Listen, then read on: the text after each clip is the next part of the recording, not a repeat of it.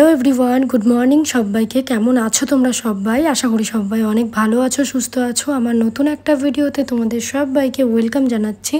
আজকের ভিডিওটাও অনেকটা সকাল থেকে শুরু হয়ে গেছে, যেহেতু তোমাদের দাদাভাই ডিউটি চলে যাবে, তাই সকাল সকাল উঠে রান্না বান্না, তারপরে ওর টিফিন বানানো, সমস্ত কিছুই কিন্তু শুরু হয়ে গেছে। আর এই ভিডিওটা হলো 5 তারিখের ভিডিও। আগের দিনের ভিডিওটায় ডেট বলা হয়নি, তাই একজন কমেন্ট করেছিল।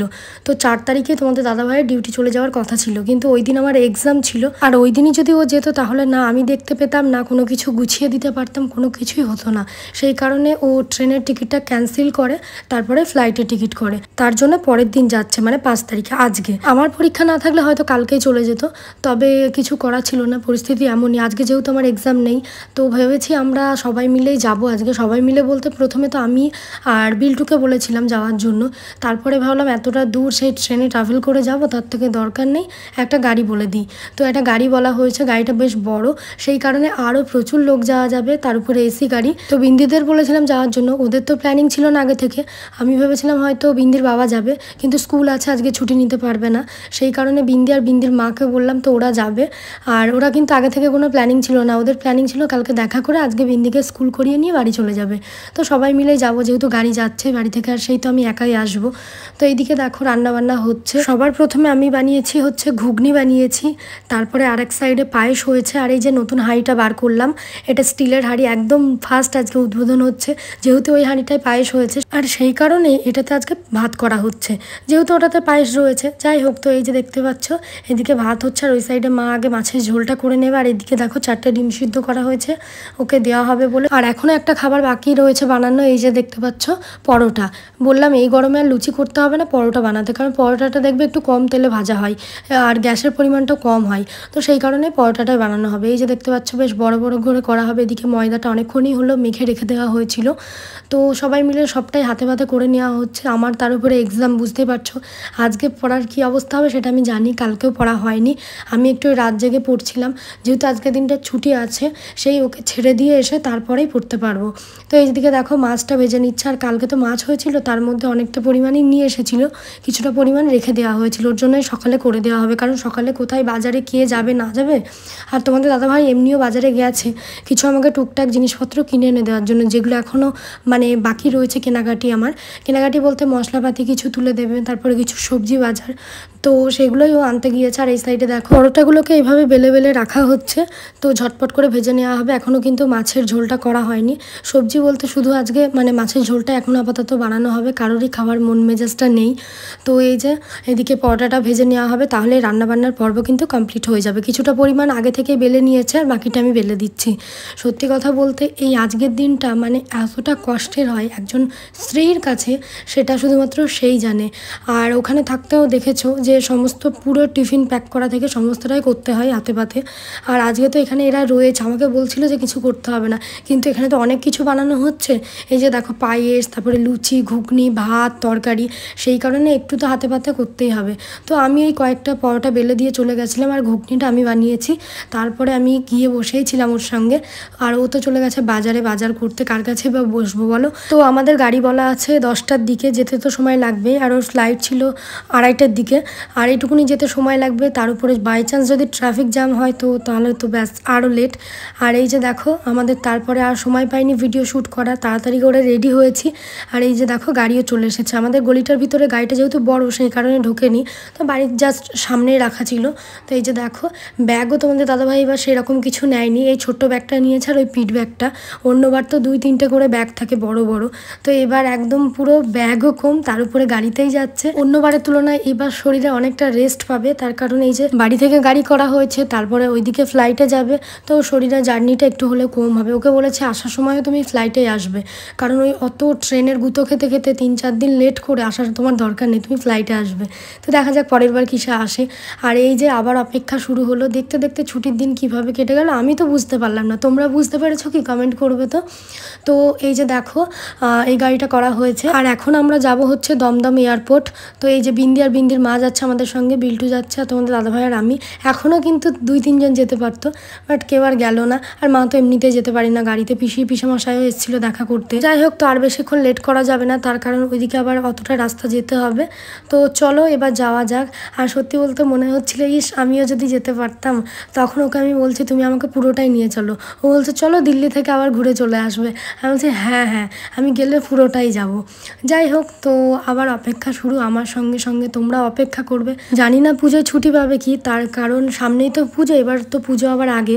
তো পুজোয় ছুটি পাবে কিনা বলতে পারছি না, যেহেতু কৃষ্ণনগরে আছি। তো পুজোয় না পেলে জগদ্ধাত্রী পুজোটা আসার চেষ্টা করবে।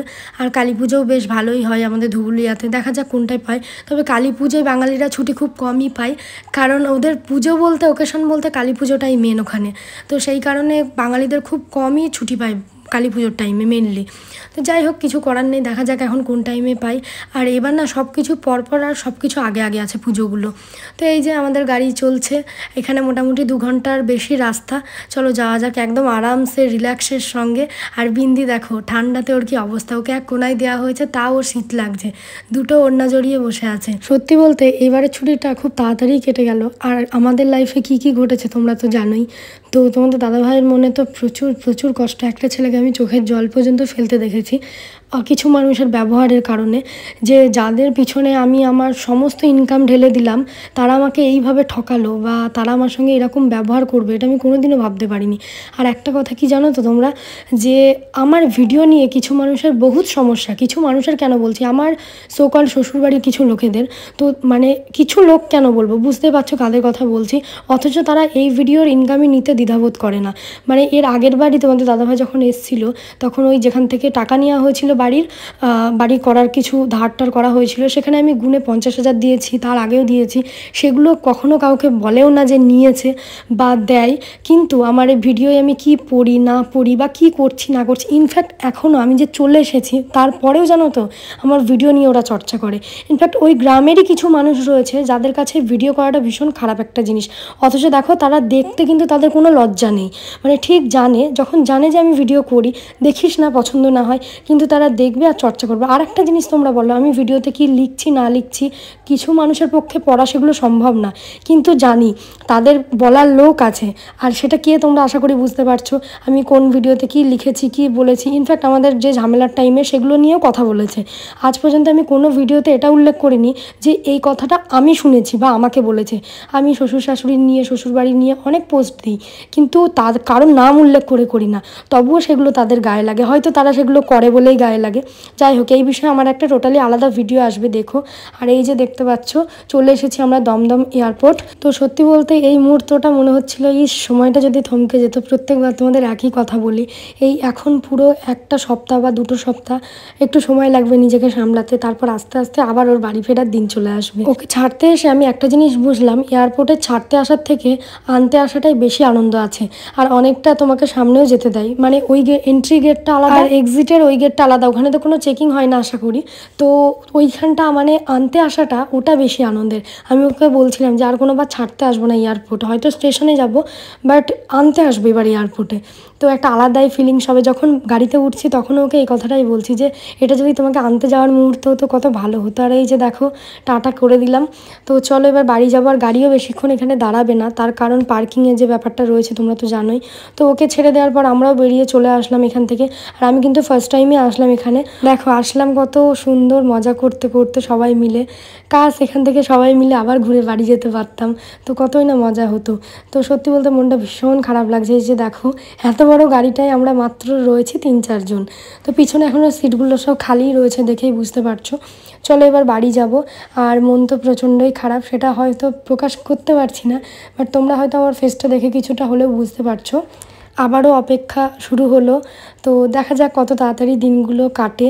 পুজোর টাইমে না পেলে সত্যি খুব মনটা খারাপ লাগবে। আর এবার তো পুরো টোটালি একা হয়ে গেলাম, তার কারণ পুরো বাড়িটা এবার আমি একাই থাকবো, তো আরও বেশি মন খারাপ লাগবে।